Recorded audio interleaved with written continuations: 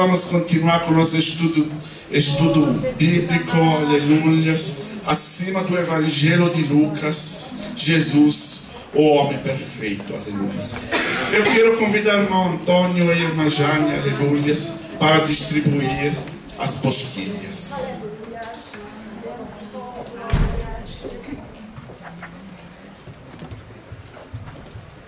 Aleluia, glória a Deus. Eu agradeço a Deus por essa oportunidade. Eu louvo a Deus para a vida de cada um de vocês. Aleluia, glória a Deus. Enquanto os irmãos estão entregando a apostila da lição número 9, as limitações dos discípulos, nós temos essa lição bíblica da Assembleia de Deus no Brasil do ano passado, aleluias. E hoje nós vamos falar acima das limitações do homem. Mas a boa mensagem, aleluias, para você é que junto com Jesus você pode vencer as suas limitações. Mas antes de entrar nesse assunto, aleluias, eu queria fazer um pequeno resumo da última lição do mês passado, lição número 8, o poder de Jesus sobre a natureza e os demônios. No mês passado, na última lição, nós aprendemos que Jesus tem poder sobre a natureza e sobre os demônios. E a Bíblia descreve o diabo como um ser real, experimental. Ou seja, Satanás, o diabo e os demônios existem. E a natureza dos demônios declara que eles são criados, mas limitados. São espirituais, mas malignos e imundos. Mas aqui nós temos uma grande verdade bíblica. As Escrituras ensinam que nenhum verdadeiro crente, vou repetir, que nenhum verdadeiro crente em que habita o Espírito Santo pode ficar endemoniado. Jesus está te dizendo esta noite: tu que anda nos caminhos de Deus, tu que vive os mandamentos de Deus, tu que fechou cada brecha na tua vida, não temas, os demônios vão ficar longe de ti. E Tiago 4, versículo 7, fala também: resiste ao diabo e ele fugirá de vós. Porque, queridos irmãos, uma vida de oração, obediência à palavra de Deus, é cheia do Espírito Santo. Esse tipo de vida, ela fecha cada brecha para os demônios não entrar na vida do crente. E para terminar a última lição, se depois algum queira a apostila, eu tenho aqui, aleluias. Para terminar a lição número 8, a última lição, nós vimos que, embora as forças espirituais do mal parecem maiores que nós, Jesus é mais poderoso que todas elas. Porque Ele é soberano, Ele vai cuidar da tua vida. Nós temos que fechar as brechas. Nós temos que fechar as brechas. E Satanás não tem poder contra vocês. Grande mensagem bíblica, aleluias. E hoje, aleluias, nós vamos estudar as limitações dos discípulos. Ou seja, as limitações do homem. E como introdução, aleluias, eu queria convidar os irmãos a abrir a Bíblia em Lucas capítulo 9. Aleluia. Aqui no capítulo 9, Jesus, ele está ainda na Galileia. E o capítulo 9, ele começa com Jesus que envia os 12 para evangelizar. E nesse momento, quando Jesus manda os 12 discípulos evangelizar, nós podemos, alguns estudiosos bíblicos falam que nesse momento termina o ano da popularidade de Jesus. E continuando em Lucas 9, no versículo 7, nós temos a morte de João Batista por mal de Herodes.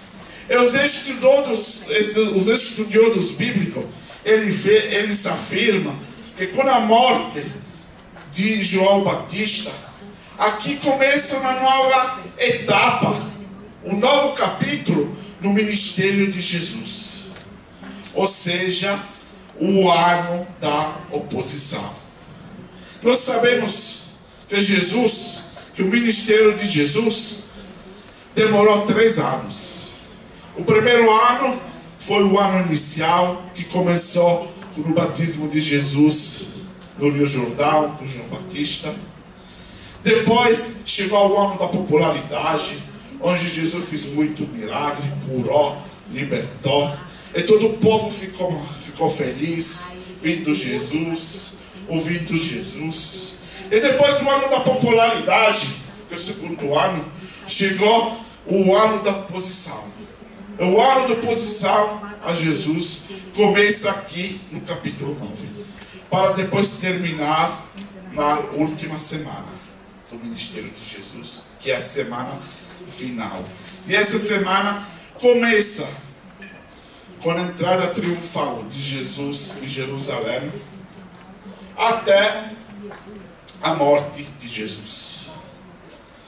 Queridos irmãos, mas voltando agora para o assunto, nós temos aqui Jesus que começou o ano da oposição.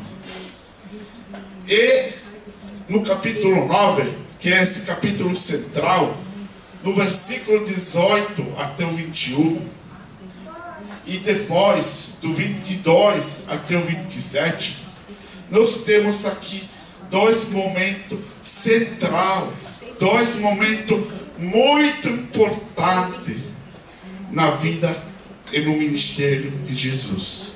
Porque depois esses 2 momentos, nada é mais como antes. No versículo 18 e 21, Pedro declara pela primeira vez que Jesus é o Filho de Deus. E pela primeira vez também, no versículo 22 até o versículo 27, Jesus prediz a sua morte. Nós temos esses 2 momentos centrais no ministério de Jesus, no capítulo 9. Continuando no capítulo 9, nós vemos que os discípulos de Cristo, eles estavam sempre com o Mestre.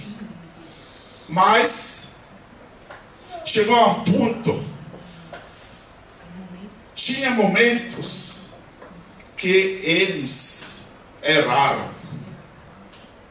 que eles faziam coisa errada, coisa que não agradava muito Jesus. E nesses momentos ele dava lugar à dúvida, à primácia e ao exclusivismos, como por exemplo na cura do jovem lunático, na leitura da palavra que nós fizemos antes. Ali nós vemos a dúvida dos apóstolos. Ou na passagem, o maior no reino dos céus, versículo 46 e 48, nós vemos aqui a primácia e o orgulho dos apóstolos. Ou também, que não é contra nós, é por nós, no versículo 49 e 50. Aqui o tema é o exclusivismo.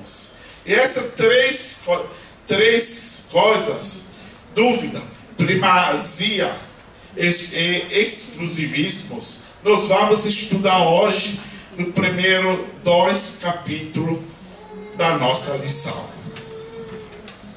Agora, aqui tem a coisa mais linda. Os apóstolos, os discípulos, eles estavam com Jesus. Eles erraram. Eles fizeram coisa errada. E que fez Jesus? Em primeiro lugar, Jesus, ele censurou tais comportamentos. E depois ele corrigiu o grupo. Mas ele nunca abandonou os seus discípulos. Os discípulos fizeram erros, mas Jesus nunca abandonou os seus discípulos. E Jesus, ele exortou os seus discípulos a ter uma vida de fé, de oração e de leitura da palavra de Deus, para se corrigir e não fazer mais essas coisas erradas. E o capítulo 9, ele termina com a primeira oposição a Jesus em Samarias, e também com o ensino de Jesus acerca dos seus discípulos. Mas vamos deixar a última passagem do capítulo 9 e vamos voltar para a nossa lição. O primeiro capítulo, na página 43, tem o título Lidando com a Dúvida. E o primeiro ponto desse capítulo é a oração e a fé. Conforme quanto nós vimos antes na leitura da palavra, Lucas 9,40 nos fala que os discípulos, eles não conseguiram expulsar um demônio. E Jesus, em Lucas 9,41, ele comenta, ele fala: ó geração incrédula e perversa, até quando estarei ainda convosco e vos sofrereis? Se nós abrimos em Mateus 17, versículo 17, nós temos a mesma passagem, nós temos a mesma história, só que Mateus, nesse caso, ele dá mais detalhes acima dessa conversa entre Jesus e os seus discípulos. E os discípulos, no versículo 19, olhando para o mestre, em Mateus 17, eles perguntaram: mestre, por que não podemos nos expulsar o demônio? E Jesus, no versículo 20, respondeu: por causa da vossa pequena fé.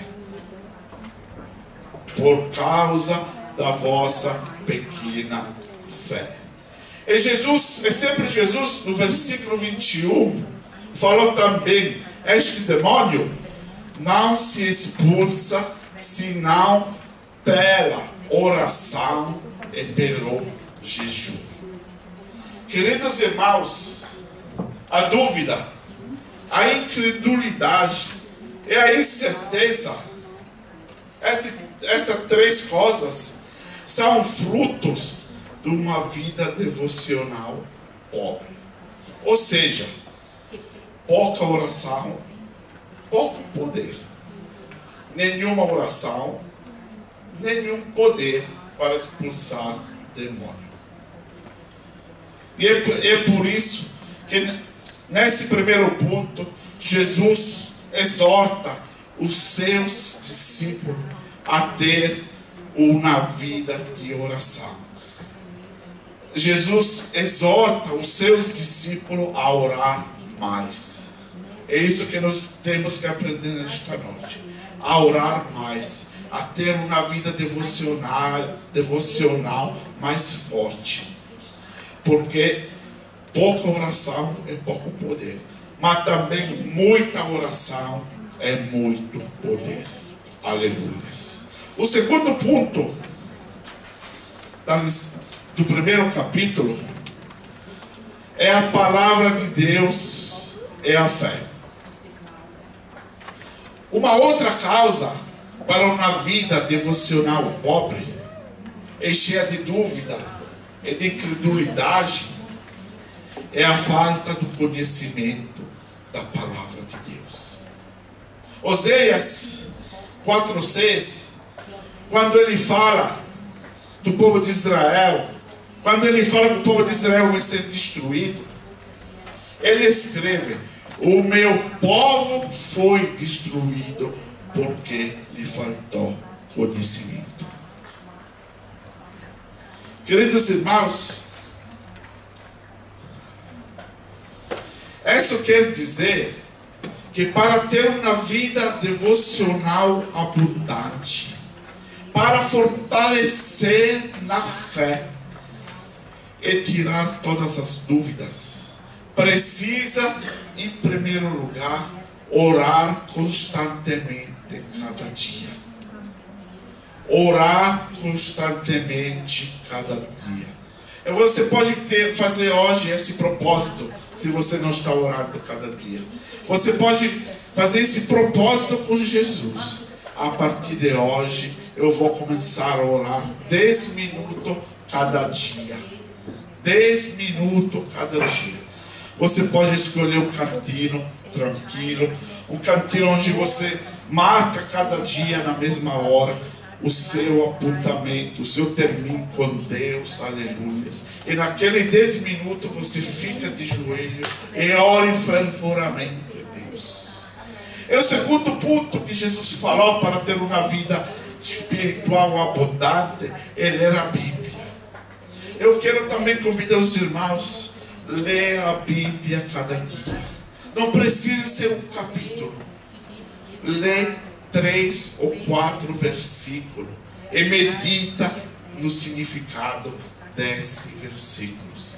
Para quem não sabe quais versículos ler, se você olha aqui na primeira página da apostila, por exemplo, na página 42, aqui tem leitura diária. Você pode ler cada dia um desses versículos. E também as outras aulas tem uma leitura diária. E assim você pode lendo a Bíblia, fortalecer a sua fé. Porque, queridos irmãos, a melhor maneira de encher-se de fé é pela oração e conhecimento da palavra de Deus. Essas duas coisas são o ABCD da vida do crente. Orar e meditar na palavra de Deus. Agora, sempre lembrando da leitura que a gente fez antes, nós chegamos no segundo capítulo, que é lidando com a primazia e o exclusivismo. Eu quero convidar a irmã Jane para ler na página 44 o primeiro ponto, evitando a primazia. Evitando a primazia. Lucas registra que suscitou-se entre eles uma discussão sobre qual deles seria o maior. Mas Jesus, vendo o pensamento do coração deles, tomou uma criança, pô-la junto a si. Os discípulos precisavam de uma lição a respeito de humildade. O exemplo de Jesus, ao tomar uma criança, foi excelente e, com certeza, eles puderam ver o quanto eram egoístas e ambiciosos. O adjetivo comparativo maison, traduzido como maior, nesse texto, mantém o sentido de mais forte que. A ideia aqui é a primazia. Quem é o primeiro?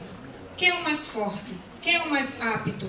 Pensamentos assim não refletem a mente de Cristo.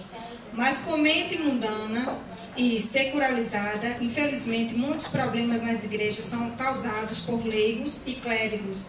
que querem exercer a primazia. Em Cristo Jesus, todos são iguais. Não somos superiores ou inferiores a ninguém. Agora você pode imaginar, eu falo de Pedro, de João, de Mateus, de Tiago e dos outros.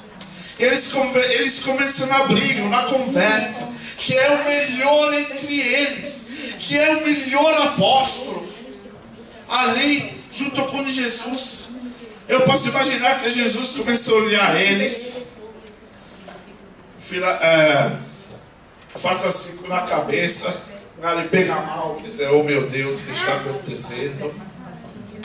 Porque aqueles apóstolos estavam ali brigando para saber, para dizer que é o melhor apóstolo. E Jesus pega na criança e fala: queridos, em Cristo todos são iguais. Não tem maior, não tem menor. Todos são iguais aos olhos de Deus. E a grandeza no reino de Deus é o serviço humilde. Amém.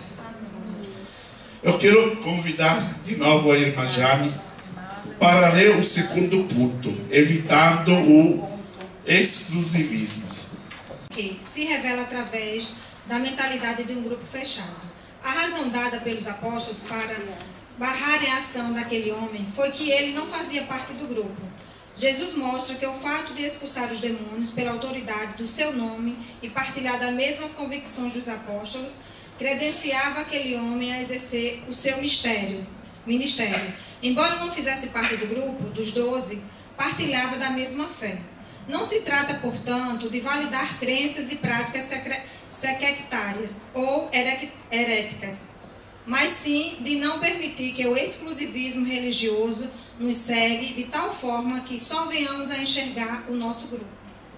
Amém. Jesus aqui, ele quer dizer que todos aqueles que compartilham a nossa fé e obedecem e vivem a palavra de Deus, esses são nossos irmãos em Cristo, apesar de ser de uma outra igreja.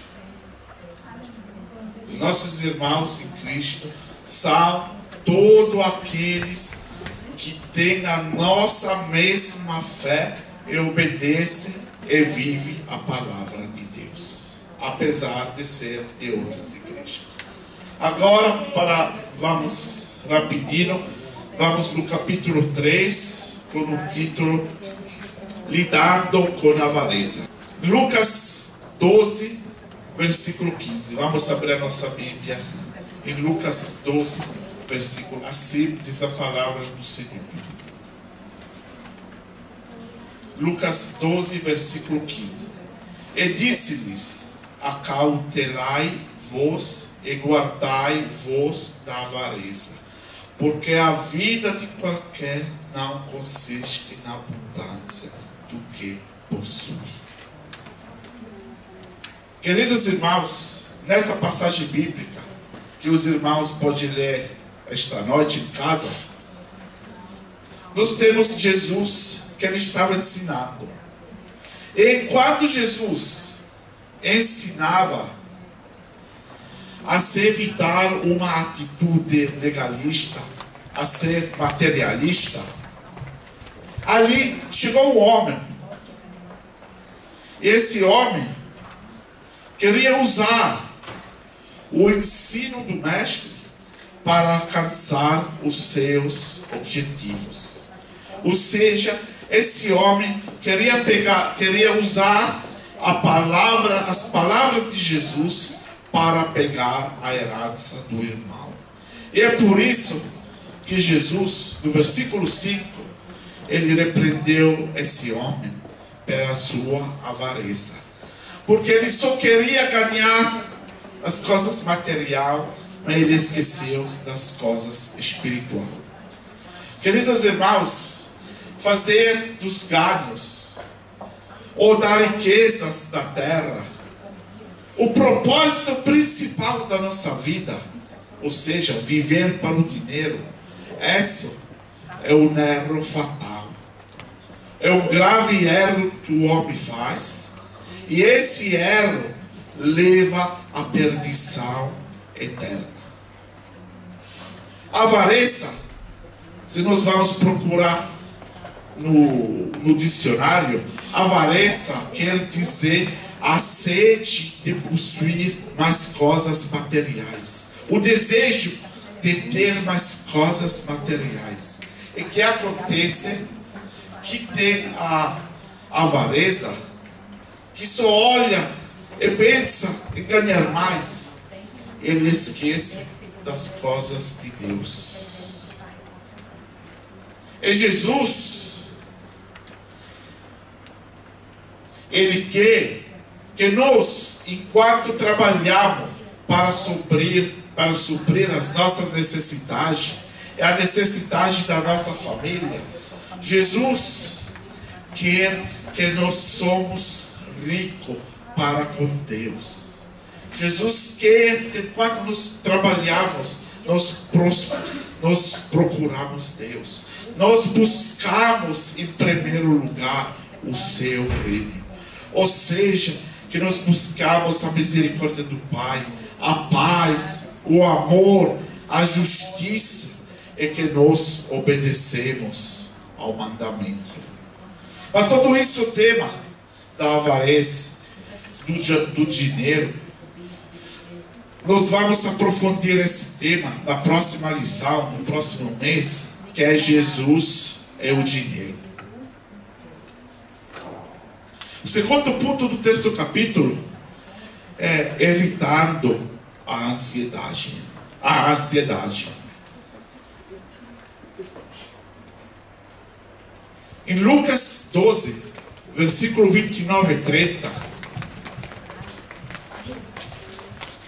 eu quero convidar a igreja. Vamos abrir a nossa Bíblia e vamos ler junto. Lucas 12, versículo 29 até 30. Jesus falou isso. Lucas 19, 29. Não perguntei, pois, que haveis de comer, ou que haveis de beber, e não andeis inquietos. Porque os gentios do mundo buscam todas essas coisas, mas vosso Pai sabe que necessitais delas. Essa, do versículo 22 até o versículo 34, em toda essa passagem, o que Jesus proíbe, o que Jesus condena é estar ansioso, é se atormentar esperando algo. Agora, aqui precisa ser bem claro que Jesus fala: confia no teu Pai. E Jesus, Ele sabe o que tu precisa, Ele vai te dar tudo o que precisa. Mas Jesus aqui, Ele não falou, fica ali sentado e espera que Deus vai te dar coisa. Não. Jesus jamais ordenou a ninguém de viver de maneira negligente, pródiga ou descuidada. O que Jesus falou nessa passagem, em outras, é que o homem tem que fazer todo o melhor que pudesse para alcançar as coisas dele. O homem tem que ser ativo, fazer o melhor, organizar sua vida para todo o melhor que pudesse, para alcançar as coisas. E o resto deixa para Deus. Que Deus não quer o preguiçoso que fica ali sentado esperando que Deus dê as coisas. Mas não é assim. Deus gosta de trabalhador. Deus gosta de gente ativa na obra. Deus gosta de gente que trabalha. Se você olha quando Deus escolhe os seus profetas, Moisés que estava fazendo, estava pastorando ovelha. Davi também estava trabalhando. Pedro estava trabalhando. Mateus estava trabalhando. Todos os escolhidos de Deus estavam trabalhando. E é por isso que Jesus, nessa passagem, ele fala: organiza bem o teu trabalho, a tua casa, a tua finança. Faça isso e não fique preocupado, porque Deus vai cuidar de ti em cada detalhe. Deus sabe o que tu precisa. E quando tu organiza a tua vida, Deus vai cuidar de ti. E na tua vida não faltará nada. Aleluia. Não fique ansioso. Não fique preocupado. Porque a ansiedade e a preocupação tiram os teus pensamentos das coisas de Deus. Por que você fica ansioso ou preocupado? São para as coisas do mundo. E se você fica ansioso ou preocupado, você tira sua atenção das coisas de Deus. Porque a ansiedade, queridos irmãos, que é ansioso, é essencialmente desconfiança respeito a Deus. E que vive ansioso, ele não tem alegria da vida. Ele fica preocupado, ele fica triste, ele começa a coçar a cabeça, tirar cabelo, ele não tem alegria nas coisas da vida. É por isso que Jesus fala: descanse embaixo das asas de Deus. Organiza a tua vida, a tua família, organiza tudo e confia no Senhor, que na tua vida não vai faltar nada. E também a oração. E a oração e a leitura da palavra de Deus são o melhor antídoto contra a ansiedade. Porque lendo e orando ajuda. A oração e a leitura da palavra de Deus ajuda a alimentar a fé em um Deus que cuida de nós. Aleluia. Para terminar, tem um capítulo 4 que é lidando com o ressentimento. Eu quero só perguntar para a igreja: é mais fácil pedir perdão ou perdoar?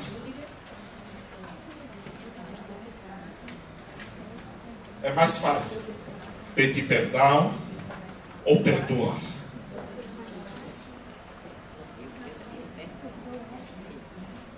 Os dois são muito importantes na nossa vida. É por isso que Jesus, em Lucas 17, capítulo 3,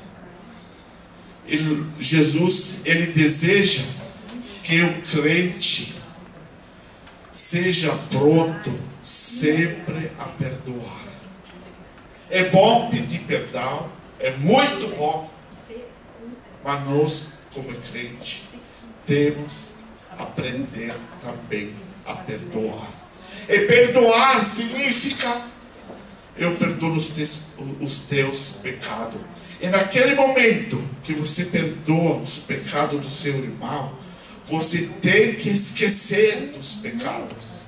E não depois, na semana, você encontra aquele irmão e fala para o seu amigo: olha aquele lá, ele fez isso. Isso não é perdoar, porque você está lembrando ainda dos pecados. Perdoar significa esquecer, jogar no lago do esquecimento os pecados, o erro do seu irmão, e começar uma nova vida, um novo relacionamento com o seu irmão. Porque tem muito, se eu perdoei ele, depois se encontra, sabe, aquele fez isso, eu estou indo com um pouco de amargura. Não, isso não é perdoar. Perdoar é esquecer, é começar uma nova vida com o seu irmão. Agora, para concluir, eu queria pedir à irmã Jane para ler o segundo ponto do capítulo 4, na página 45. Perdão, uma via de mão dupla. Jesus também mostrou que o perdão é uma via de mão dupla, quando ensinou sobre o perdão na oração do Pai Nosso. Jesus foi categórico em dizer que quem não perdoa também não será perdoado. Se, porém, não perdoardes aos homens e as suas ofensas, também vosso Pai não vos perdoará das vossas ofensas. Não há dúvidas que há muitos cristãos com doenças psicosomáticas simplesmente porque não se conseguem perdoar. Guardam ressentimentos na alma como quem guarda dinheiro em banco. James Dobson, famoso psicólogo cristão, disse que daria alta a 80% dele. Amém. Eu consigo os irmãos de ler esse capítulo 4 esta noite. Tem esse versículo, tem uma verdade bíblica.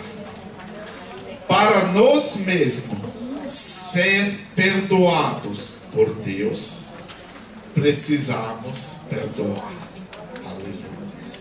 Queridos irmãos, para concluir, aleluia, nós vimos aqui que os apóstolos, ele não era um super-homem.